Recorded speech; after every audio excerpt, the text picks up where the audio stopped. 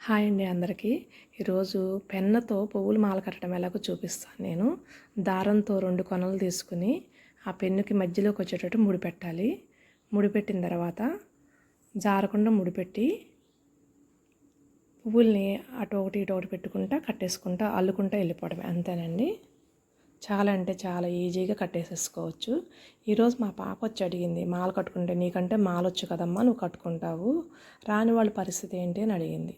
అప్పుడు మీకు చూపిద్దామని చెప్పేసి ఈ ఆలోచనతో నేను కడుతున్నాను ఈ టెక్నిక్ ఉపయోగించి. నేను చిన్నప్పుడు కట్టేవాళ్ళం అండి. కాలుమాలని ఏదైనా మేకులు తగిలిచ్చేసేసి అలా ఈజీగా కట్టేస్తూ ఉండేవాళ్ళం. ఇప్పుడంటే ఎవరికి చాలామందికి బయట కొనుక్కు పెట్టుకోవడం అలవాటు అయిపోయింది, కానీ చాలా అంటే చాలా ఈజీగా కట్టేసేసుకోవచ్చు.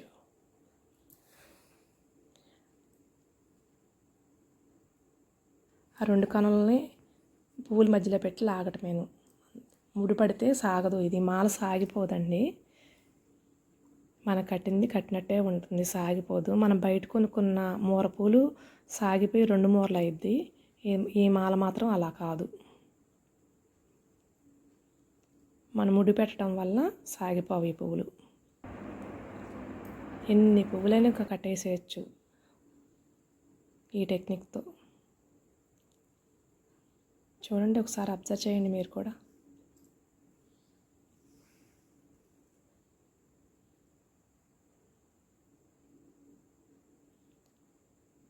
చాలా ఈజీగా అల్లేసేయచ్చండి, ఎన్ని పువ్వులైనా సరే.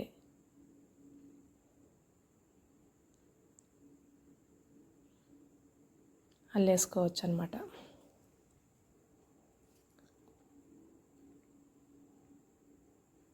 మీరు కూడా ప్రయత్నం చేసి చూడండి. మాల రాని వాళ్ళు ఇలా ఈ విధంగా ప్రయత్నం చేసి చూడండి. మీకు ఎలా వచ్చిందో నాకు కామెంట్ చేయండి.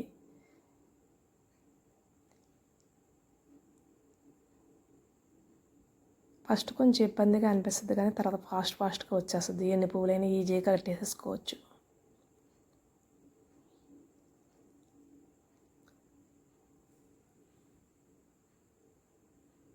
ఈ వీడియో కనుక మీకు నచ్చినట్టయితే లైక్ చేయండి, షేర్ చేయండి, సబ్స్క్రైబ్ చేయండి, నన్ను సపోర్ట్ చేయండి.